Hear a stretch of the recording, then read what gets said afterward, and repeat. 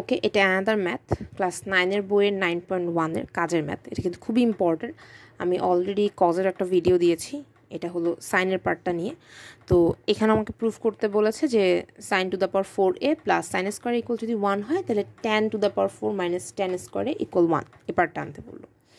তো এখানেও কিন্তু কিছু বেসিক ফর্মুলা আমাদের দরকার হবে, সেটা হলো sin square a plus cos square a equal 1, sec square a minus tan square a equal 1, and এই দুটো দিয়ে হয়ে যাবে। and we also know যে tan a equal কিন্তু sin a by cos a, তাই না?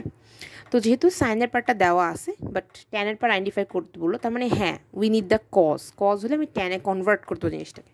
তাহলে ফার্স্টে তুলে নেব। এটা কিন্তু এই পার্টটা কিন্তু এমন না যে পরীক্ষা লিখতে হবে, বাট যেগুলো নেসেসারি লাগবে ওগুলো আমি আগে থেকে লিখে নিলাম। তোমরা কিন্তু পরীক্ষায় এখান থেকে ম্যাথ করা স্টার্ট করবা।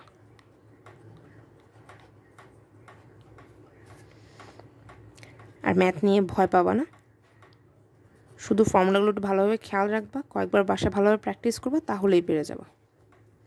সাইনটাকে পাশে ট্রান্সফার করলাম, তাহলে এই পার্টটা কি, এই যে এখান থেকে আসা যাবে, কজ আসা যাবে এখান থেকে, যে সাইন স্কোয়ার এ পাশে দিয়ে দিলে কজ স্কোয়ারে লেখা যাবে। Sine to the 4a equal শুধু কজ স্কোয়ারে এই পার্টটা লেখা যাচ্ছে। সাইডে সাইড নোট দিয়ে দিই, যেখানে কত আসবে, এখানে আসবে হলো গিয়ে তোমার কজ স্কোয়ার এ ইকুয়াল 1 মাইনাস সাইন স্কোয়ার। আর তুমি কিন্তু বাসায় বসে বেশি বেশি করে এই ফর্মুলাগুলো লিখবা, হ্যাঁ, ট্রান্সফরমেশন করা যায়, একসাথে একসাথে নেওয়া, এই পার্টটা বেশি বেশি করে করবা। এখন বোঝা যাচ্ছে যে আমি এই সাইন টু দ্য পাওয়ার 4কে যদি কস টু দ্য পাওয়ার 4 দিয়ে ডিভাইড করি, তাহলে কি আমি ট্যান টু দ্য পাওয়ার 4 একটা পার্ট পেয়ে যাব। তাহলে ফার্স্টে আমরা এই কাজটা করে নেব, যে আমরা উভয় পক্ষকে cos পাওয়ার 4a দিয়ে ডিভাইড করব।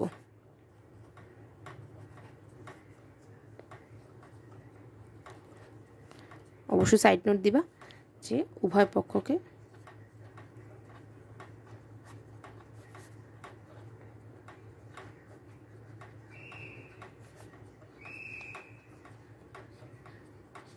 তারা ভাগ করে। অ্যান্ড দেন এটা তো আমার tan two the power 4a হয়ে যাচ্ছে। এটা কাটাকাটি করে কি নিচে একটা কজ স্কোয়ার এ থাকবে, অ্যান্ড উই নো দ্যাট যে 1 বাই কজ মানে কি সেক, তাহলে এই পার্টটা হবে সেক স্কোয়ার এ। অ্যান্ড এইখান থেকে সেক স্কোয়ার এ ইকুয়াল কি লেখা যাবে, এটা অবশ্যই নিয়ে নিলে 1 প্লাস ট্যান স্কোয়ার এ লেখা যাবে সেক স্কোয়ার এর পরিবর্তে।